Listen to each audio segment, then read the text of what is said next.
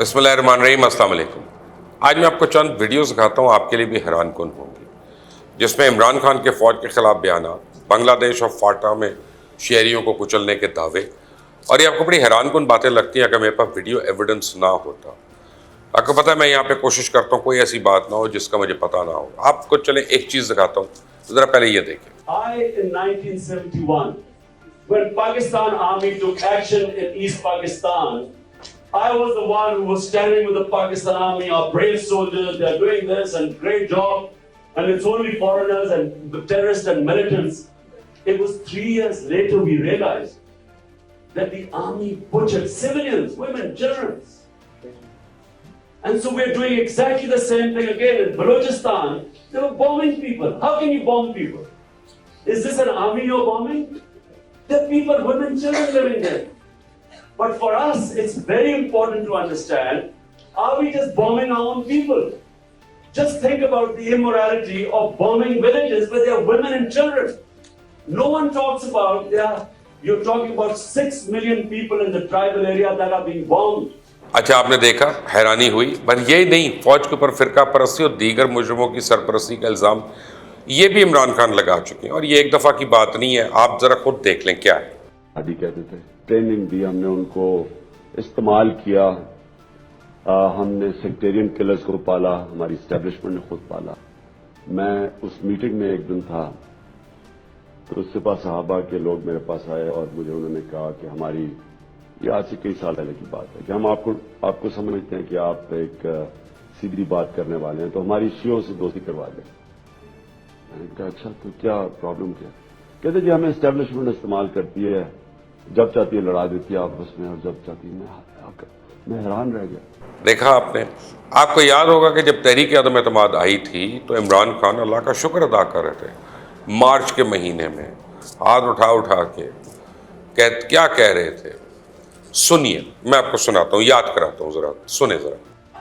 جو کپتان اللہ سے دعا کر رہا تھا کہ اللہ یہ عدم اعتماد میرے پہ کریں، میں یہ دعا اس لیے کر رہا تھا کیونکہ ہر تھوڑی دیر کے بعد جی دھرنا دینے آ رہے ہیں، گورنمنٹ اگلے مہینے جا رہی ہے، گورنمنٹ اس سے اگلے مہینے جا رہی ہے۔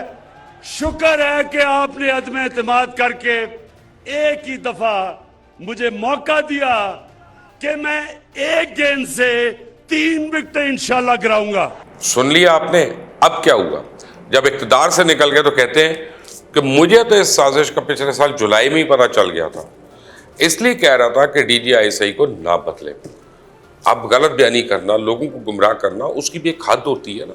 عمران خان اب ہر جلسے میں حکومت کو مودی کا یار کہہ رہے ہیں، لیکن جب ابھی نندن کو پکڑا تھا خود مودی کو فون کرتے رہے تھے، جی مودی کو فون کیا بڑی بار، اور اس نے بات نہیں کی ان سے بھائی صاحب سے۔ آپ کو نہیں یاد آ رہا؟ دیکھیں ذرا۔ ہندوستان کا پائلٹ ہم نے پکڑا ہوا ہے، ہم ایز اے پیس جیسچر ہم اس کو کل رہا کرنے لگے ہیں ہندوستان کو واپس۔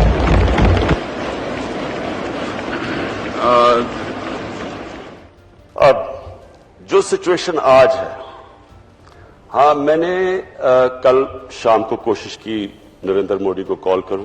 دیکھا آپ نے؟ اب ایک اور ویڈیو آپ کو دکھاتا ہوں جس میں عمران خان بتا رہے ہیں کہ نواز شریف کی فوج سے لڑائی ہوتی کیوں ہے، یہ وہ ریزن بتا رہی ہیں، اب آپ خود سن لیں۔ ان کا کام چیک اور بیلنس کرنا ہے، وہ سارے ادارے کنٹرول کر لیتے ہیں، ایک ادارہ رہ جاتا ہے، اب ان کو پتا ہے کہ پاکستان ISI کو ساری ان کی چوری کا پتا ہے، اب اس کو کنٹرول کرنے کی کوشش ہوتی ہے اور ادھر لڑائی ہوتی ہے۔ اس لیے تو نواز شریف کی ہر آرمی چیف سے لڑائی ہو جاتی ہے، کیونکہ وہ اس کو پنجاب پولیس بنانا چاہتا ہے۔ دیکھا آپ نے؟ اب کیا عمران خان نے اپنی مرضی کا نیا آرمی چیف اور سابقہ DGI کو اپنی سیٹ پر رکھنے کے لیے جو کوششیں کی تھیں، کیا وہ اداروں کو کنٹرول کرنے کی کوشش نہیں تھی؟ الیکشن کمیشن نے پاکستان تحریک انصاف کے منحرف اراکین قومی اسمبلی سے متعلق ریفرنس جو ہے اس کو خارج کر دیا، اور الیکشن کمیشن کے ممبران نے PTI کے 20 منحرف اراکین کے خلاف دائر ریفرنس میں فیصلہ اتفاق رائے سے دیتے ہوئے خارج کیا۔ نور عالم خان کے وکیل گور خان نے دلائل دیتے ہوئے کہا کہ PTI شو کاز نوٹس کے جواب میں کہا تھا نہ PTI چھوڑی ہے نہ ہی پارلیمانی پارٹی، بعد میں پارٹی نے کہا کہ عدم اعتماد پہ ووٹ نہیں دینا، جو ثابت کرتا ہے کہ پارٹی نے تسلیم کیا کہ نور عالم تو ان کا رکن ہے۔ نور عالم نے 3 اپریل کو اجلاس میں شرکت کی، PTI نے کہا تھا اجلاس میں شرکت کریں، پارٹی نے دوبارہ کوئی ہدایات نہیں دی کہ آپ اجلاس میں شرکت نہ کریں۔ نور عالم نے کسی اور پارلیمانی پارٹی میں شمولیت اختیار نہیں کی۔ ممبر الیکشن کمیشن نے پوچھا کیا نور عالم نے تحریک عدم اعتماد کے دن ووٹ کاسٹ کیا، جس پہ ان کے وکیل نے کہا کہ نور عالم خان نے تحریک عدم اعتماد پہ ووٹ کاسٹ نہیں کیا۔ لندن میں دوسری طرف وزیر اعظم شہباز شریف کی قائد مسلم لیگ نون یعنی اپنے بڑے بھائی میاں نواز شریف سے ملاقات ہوئی۔ اس کے بعد مسلم لیگ نون کا ایک اہم مشاورتی اجلاس بھی ہوا۔ اجلاس میں اسحاق ڈار، خواجہ آصف، ایاز صادق، رانا ثناء اللہ، خواجہ سعد رفیق، مریم اورنگزیب اور احسن اقبال سمیت دیگر رہنما بھی شریک تھے۔ کہنے کو تو اجلاس کا ایجنڈا ملک کی معاشی صورتحال ہے، لیکن ایسا نہیں۔ اجلاس میں نئے انتخابات کے حوالے سے بات چیت ہوتی رہی اور یہ سب سے زیادہ ٹاپ آف دی ایجنڈا رہی۔ مسلم لیگ نون کے ذرائع کا کہنا ہے کہ نواز شریف کو بعض پارٹی معاملات میں پارٹی رہنماؤں سے مشاورت کرنی تھی اور نون لیگ کو بڑا فیصلہ کرنے جا رہی ہے۔ اب ان کو سجیسٹ کیا گیا تھا کہ ویڈیو لنک پہ اجلاس کر لیں، تو نواز شریف نے ویڈیو لنک پہ اجلاس کی تجویز کو مسترد کر دیا۔ اس بعد وزیر اعظم کی قیادت میں حکومتی وفد لندن پہنچا۔ ملاقات میں آئندہ الیکشن، پنجاب کابینہ اور پاور شیئرنگ سے متعلق اہم فیصلے کیے جانے کا امکان ہے۔ پیٹرولیم اور مصنوعات کی قیمتوں پر لائحہ عمل سے متعلق بھی نواز شریف اور اسحاق ڈار سے وزیر اعظم شہباز شریف کی مشاورت ہو گئی ہے اور اب امید ہے کہ کوئی بہتر فیصلے ہوں گے۔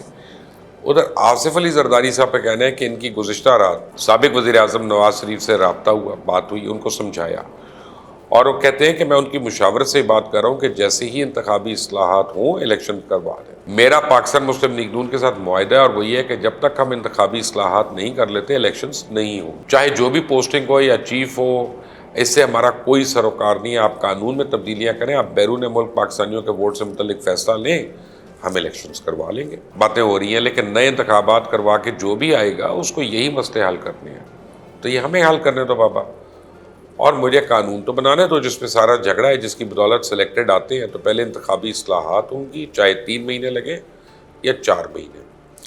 تو عمران خان کے جلدی الیکشن کے مطالبے پہ آصف علی زرداری صاحب نے کہا وہ کیا کر لے گا الیکشن جلدی کروا کے۔ اب عمران خان کی فوج پہ تنقید کے حوالے سے انہوں نے کہا کہ اگر فوج غیر سیاسی ہوتی ہے تو ہمیں اس کو سلوٹ کرنا چاہیے، نہ کہ اس سے لڑنا چاہیے۔ اس نے مجھے یا کسی اور کو یہ نہیں کہا کہ زرداری صاحب کو ووٹ کرو یا شہباز شریف کو ووٹ دو، انہوں نے صرف یہ کہا کہ ہم مداخلت نہیں کریں گے۔ جو آئین کے مطابق انہوں نے حلف بھی لیا ہوا ہے، اگر وہ حلف پہ رہیں تو بھی غلط ہے، اگر نہ رہیں تو بھی غلط، یہ قصہ تو نہیں چل سکتا۔ شکر ہے مولا کا، اس صورتحال میں ہمیں یہ پتہ چل گیا کہ وہ غیر سیاسی رہ سکتے ہیں، نیوٹرل رہ سکتے ہیں، اور ہم کوشش کرتے رہیں گے کہ وہ غیر سیاسی ہی رہے۔ معیشت کے حوالے سے انہوں نے آپشن سمجھاتے ہوئے کہا کہ مثال کے طور پہ تیل کی قیمتیں زیادہ ہیں، لیکن ہمیں سعودی عربیہ سے پہلے ہی 10 لاکھ بیرل $70 پر ملنے کا معاہدہ ہے، تو وزیر اعظم کے ہاؤس آف سعود سے اچھے تعلقات ہیں، تو ان سے بات چیت ہو سکتی ہے۔ میں سمجھتا ہوں ان کا مزید کہنا تھا کہ جب تک IMF کا پروگرام نہیں شروع ہو جاتا تب تک ہمیں مشکلات ہوں گی۔ باہر کے پاکستانی دوستوں کو گمراہ کیا ہوا ہے، جن کو نہ یہاں کی گرمی کا پتہ ہے نہ مہنگائی کا۔ میں نے شروع سے ہی کہا تھا یہ اپنے زور سے گرے گا، اور اپنے ہی زور سے گرا۔ ہمارے ساتھ پاکستان میں اتنی سازشیں ہوتی نہیں کہ اگر سازش نہ بھی ہو تو ہم سازش ڈھونڈتے ہیں۔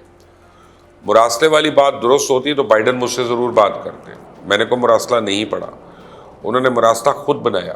مراسلہ ہوگا لیکن ممکنہ طور پہ یہ ریاست کی طرف سے نہیں آیا، اگر ان کے پاس کوئی ثبوت ہیں تو پیش کریں۔ امریکن پریزیڈنٹ جو بائیڈن میرا دوست ہے، مبینہ مراسلے والی بات درست ہوتی تو مجھ سے ضرور بات کرتے۔ پاکستان تحریک انصاف نے غیر ملکی فنڈنگ کیس کی الیکشن کمیشن میں سماعت کے دوران اعتراف کیا کہ 2013 سے پہلے PTI کے فنڈز میں گڑبڑ ہوتی رہی۔ اب یہ بہت بڑی بریکنگ نیوز ہے کہ 7 سال کی انویسٹیگیشن کو جس کو PTI مسلسل ڈینائی کرتی رہی، وہ کہہ رہی ہے کہ ہاں ہمارے فنڈز میں اور فنڈنگ میں گڑبڑ ہو رہی تھی، اور ساتھ ہی وہ کہہ رہے ہیں کہ چیئرمین عمران خان اس سے بالکل باخبر تھے۔ اب PTI غیر ملکی فنڈنگ کیس کی چیف الیکشن کمشنر اسکندر سلطان راجہ کی سربراہی میں 3 رکنی بینچ نے سماعت کی۔ PTI کے وکیل انور منصور نے دلائل دیتے ہوئے کہا کہ 2010 میں PTI امریکہ میں رجسٹر ہوئی، ڈونیشن پالیسی اسکروٹنی کمیٹی دستاویزات میں لگی ہوئی ہے۔